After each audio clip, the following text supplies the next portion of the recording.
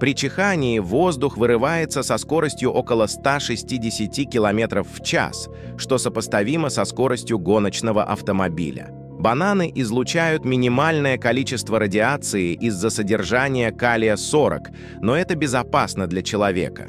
У тигров полосатая не только шерсть, но и кожа, так что их полосы остаются видимыми даже после бритья. Самое старое дерево на Земле – сосна Мафусаил в Калифорнии. Ей около 4800 лет. Подписывайся.